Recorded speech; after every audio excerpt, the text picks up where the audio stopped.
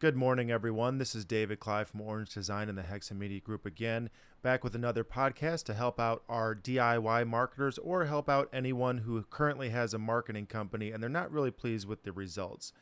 Today, I wanted to step off of SEO and talk a little bit about paid campaigns or potentially some organic campaigns because some of these things do have overlap. They can be applied to both. Today, I wanted to start with the question that we get asked pretty often, definitely from people who already have a working relationship with an existing marketing company. How can I improve the performance of my campaigns? So there's one key area to focus on that has two subcategories within that. And let me explain. The main area to focus on is to identify and determine what metrics of performance you want to improve. You can't just say, I want to do better. When you're looking at your campaigns, there's two primary areas that most people want to improve. The first one let's talk about is conversion rate. So we get a lot of requests for people that are currently advertising in AdWords or advertising on social media or Facebook or LinkedIn or Twitter or wherever the case may be. The first thing that you want to do is look at what you promise in your ad text or in the visual elements that you have and compare that to the destination that you're sending people to. We have a lot of campaigns that are completely off the mark. They have huge promises, and then you get to the landing page, and it's just a complete disappointment, or it's not relevant to the ad. You want to make sure that those things line up. For example, you don't want to feel like you've been lied to, right? If I click on an ad and I go to a landing page destination, that should tell me something about what I've already seen and provide additional things and resources that I can look at to make sure that you're backing up those claims. Let's talk about the devices that people are accessing your ads through. Generally, when you're doing like a DIY type of marketing, you're just going to create something, you're going to throw it out there, and automatically it's going to format it correctly for you. For example, Facebook does this if you're choosing to boost posts, or if you're choosing to create some type of ad campaign through Facebook, it'll say, here's what your ad looks like on all these different sources. If your primary audience is going to be accessing this from a mobile device, are your ads and landing pages truly optimized for that experience? For example, do you have calls to action in the right places? Do you have overlapping elements or buttons placed in the right areas? Are your calls to action way down at the bottom? Are they in the middle of the page? I've seen people that immediately, as soon as they get to a landing page, they've set up their campaigns to where a form hits a user right away. Well, you haven't really told them anything. You haven't really converted them in terms of the convincing of why you should convert. That's where we go into the next area is, do you have supporting media? So let's talk about what supported media is. Generally, that can be distilled down to three different things. So reviews, testimonials, or videos to back up your claims. If I'm saying that we're the best SEO company in the world, how can I prove that? Do I have tons of reviews? Do I have tons of testimonials? Which can also be two different things. A review of a company can be, here's a review of a product that I bought from this company, or it can be a true testimonial of, here I'm reviewing a person or a place. Because we don't just deal with service-based businesses. We also deal with people who do e-commerce.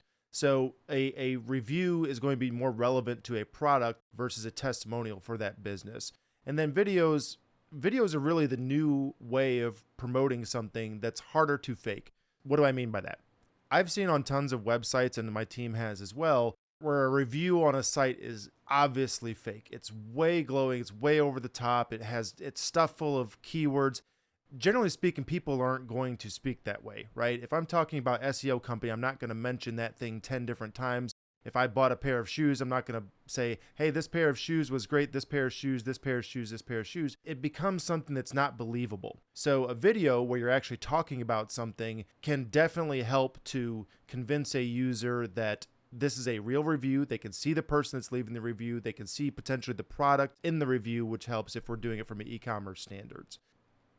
The last thing I would talk about regarding conversion rate, just to keep the video condensed, is, are you using the right language in your ads? Generally, simple is going to be better, as your ad interaction time is fairly quick. If you look at Google Analytics or you look at any metrics from a tracking provider that you're using, generally speaking, those interactions are going to be very quick. You don't want to necessarily hit people with forms and pop-ups and all the things to annoy people, but you also don't want to have this long-form language where it gets very technical, it gets very complicated. Try to use the simplest language as possible, just because you want to try to convert people as quickly as possible.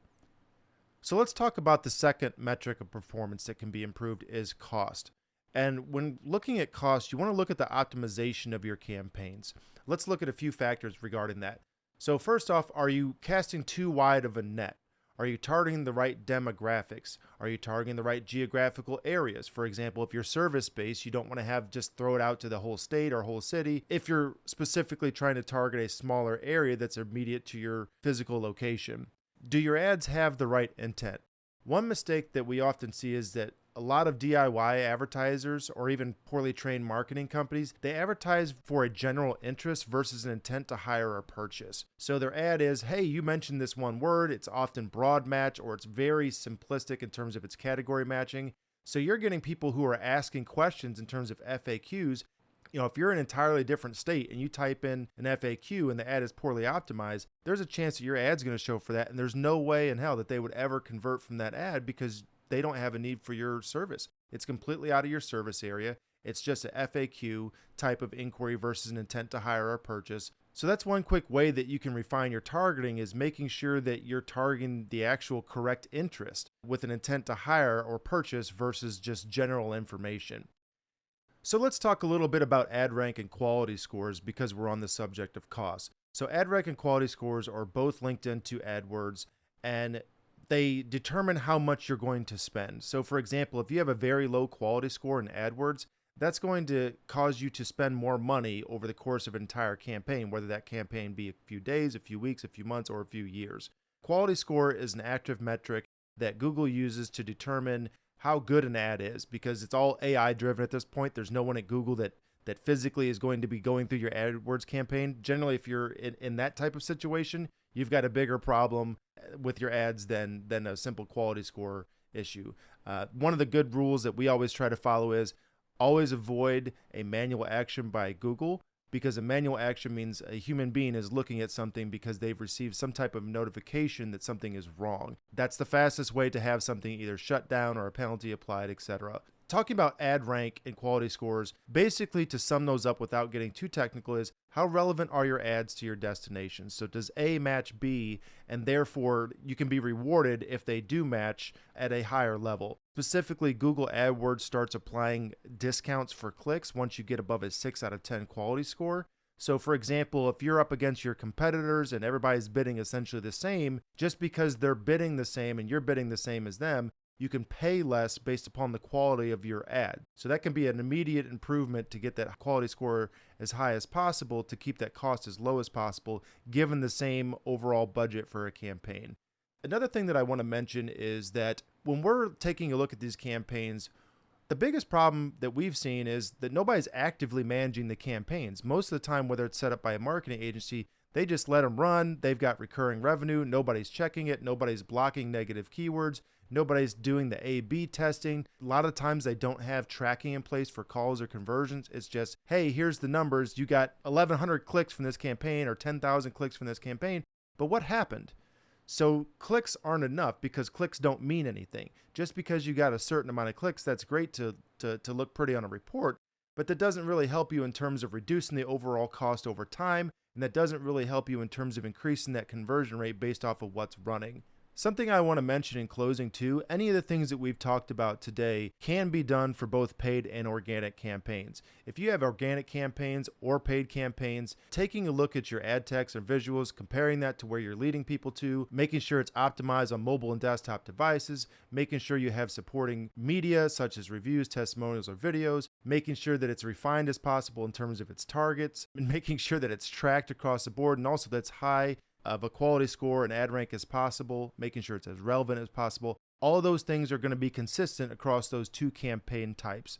So hopefully that gives a little bit of a clarification, some things to look for in your own campaigns. Obviously, we do this on a daily basis. So if there's something that you want us to take a look at, if you're having doubts about whether your money is being spent correctly, please reach out to us, give us a call. We do a lot of work for free in our initial reporting just to give people a better idea. Or if you just want an audit of a campaign, we also provide paid audits as well that are more robust in nature, can give you an exact picture of what the problems are in your campaigns. My name is David Cly, and I hope you found this information useful. If you did, please like and subscribe to these videos and follow us on other social media networks.